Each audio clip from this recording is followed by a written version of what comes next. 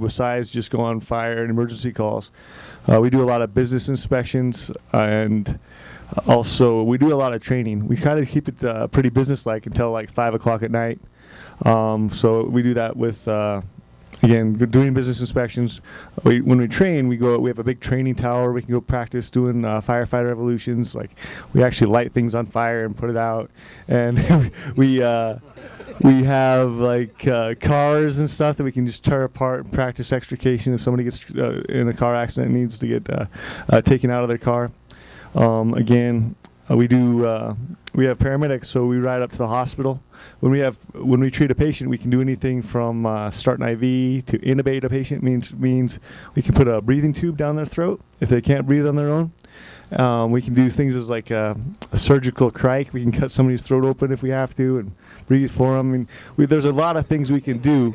And again, we never know what we're going to go do when we go on a call. Sometimes we'll go there and maybe just give somebody a Band-Aid sometimes.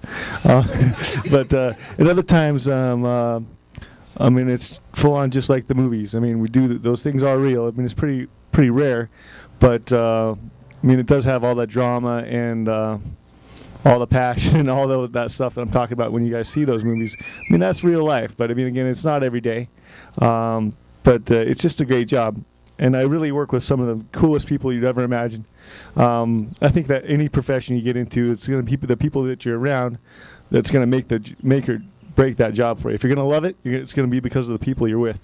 And I really think that the fire department has always kind of attracted the same type of people, and we all get along pretty well. And I'm kind of babbling, but it's really a great job. I mean, I would never imagine that this career would have been as wonderful as it is. And really, the people I've met and the things that we do,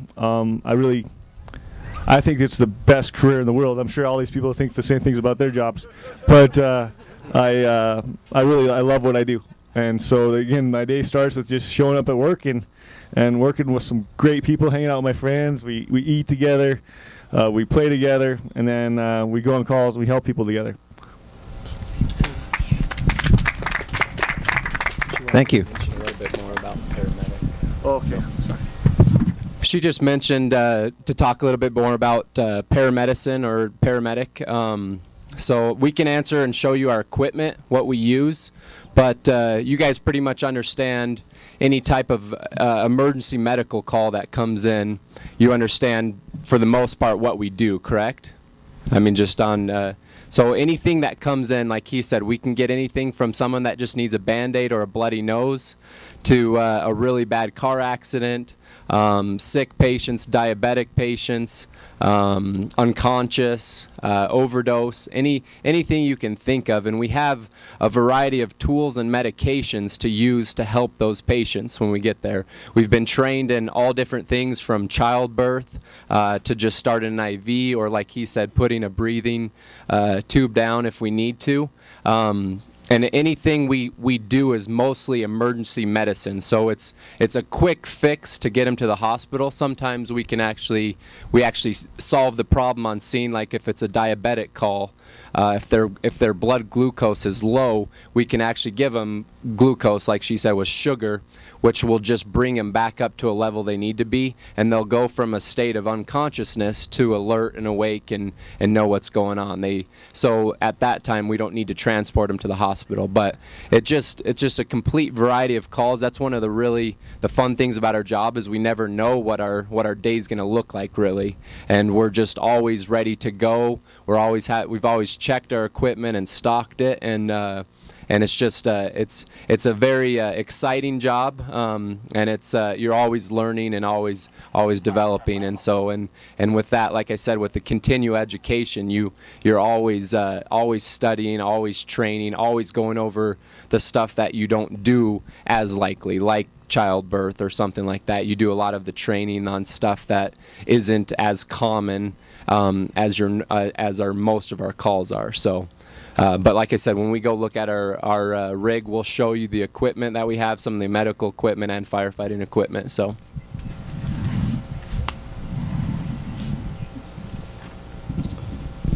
Yeah, and if you've already given a good synopsis of what you do, you don't have to do that again. So, engineering is something you can think about the airplane or television or your iPod, and you know it wasn't developed in a day. So what we do takes years sometimes, and so you have the engineering team and the technician can tell you what they do in a day, and it will be very exciting. But what the engineer does in a day, in a single day, sometimes is very boring, because it's a lot of meetings, going through documentations, reviewing drawings and stuff like that, and reviewing contracts. It's very boring. But over a long period of time, all these things come together, and in the end, you see a product, and you are very proud of what you've done. So you start. You have something to say? I have a follow-up question. Okay. Can you share? Can you share with us maybe something that you've created that over time it was? That's exactly where I'm going now. Awesome. I'm excited to hear it. There are certain things I can't talk about, but I can't go into details, but I can tell you a synopsis of what has happened. Currently, I'm the project manager developing a system. It's called frequency control analysis system. When an airplane flies here, there is something called telemetry system that sees where it's going. It's like radar, and it sees where it is at any time. And you use some kind of mathematics modeling to do that. I don't want to go into the details of that, but what you want to do is there is a need for this system, otherwise you wouldn't do it. So somebody comes and say, hey, how about if we're able to do this particular thing?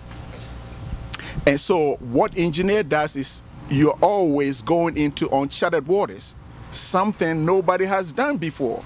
And somebody thinks about something and say, can this be done? And then you consult the scientists and all the principles that are available at that time, and see there is a technology to advance this development or what. And if it's not, then your best friend is the scientist who goes into the lab and do all the research and come with something, and then say, can you use this? So you take that research and then make the call application and make it work. So okay, I would like to talk about, maybe I shouldn't, but maybe I should. You see Saddam Hussein sitting in his bunker, and then there are the ships sitting on the Gulf, and then somebody pushes a button and is going directly to the bunker where Saddam Hussein is hidden. Okay, so there's something directing it right there, but if something goes wrong, and then it veers off course and is going to the inner city, and say, wow, many innocent people are going to die. We need to stop this. Okay, so we call something flight termination system. Okay, and that's one of my projects, and that we went through for the past 6 years.